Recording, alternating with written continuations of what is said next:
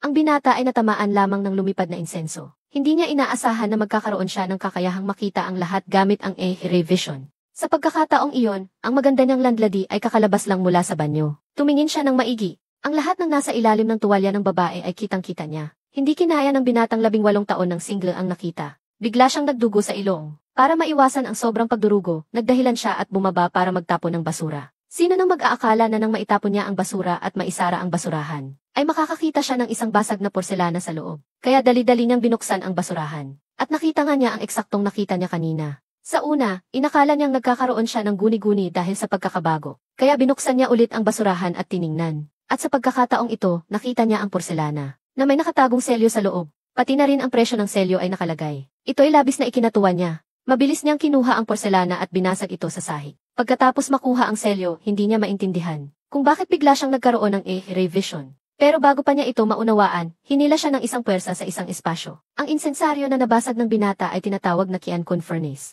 May kakayahang sumipsip ng lahat ng bagay at mag-ayos ng mga kagamitan. Ngayon, matapos kilalanin ang binata bilang Panginoon, binigyan siya ng kakayahan ng mata ng langit. Pagkatapos malaman ang buong kwento, pumunta siya sa sanglaan upang ibenta ang selyo. Tunay nga, isang tingin lang ng may-ari. At agad niyang nasabi na ang selyo ay isang antigong bagay. Kaya't diretsyong nag-alok ng 160,000 upang bilhin ito mula sa binata. Sa ganitong paraan, ang binata ay naging milyonaryo sa magdamag. Ang isa pang kakayahan ng kalang ng langit at lupa ay ang pagkukumpuni ng mga kagamitan. Sakto, nakakuha siya ng isang pamana na jade pendant mula sa magandang landlady. Bagaman may ilang depekto ito, ang halaga nito sa merkado ay umabot ng 10,000. Matapos itong maayos sa pamamagitan ng isang espesyal na pugon. Nagulat ang binata ng matuklasan na ang halaga ng jade pendant ay naging 20,000. 10,000 naging 20,000. Pwede pala iyon. Ngayon, may suporta na mula sa pugon ng langit at lupa. Handa na siyang magbitiw sa trabaho niya sa tindahan ng antigong gamit na may buwanang sahod na 3,000. Pero ang amo niya ay tumangging magbigay ng sahod dahil hindi pa siya nakapagtrabaho ng isang buong buwan. Ang tindahan ko, ha? Laging buwanan ang bayaran. Kapag hindi kumpleto ang araw, wala kang makukuha kahit isang sentimo. Gusto mo bang umalis? Hindi na. Ayos lang.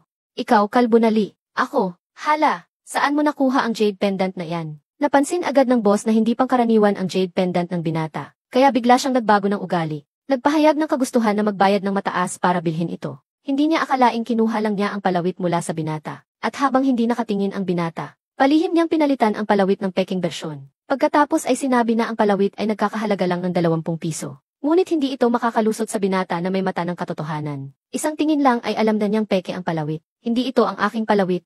Ito ang iyong jade na plaka. Ayos ka, kalbo kang sili. Ganito ba ang laro mo sa akin?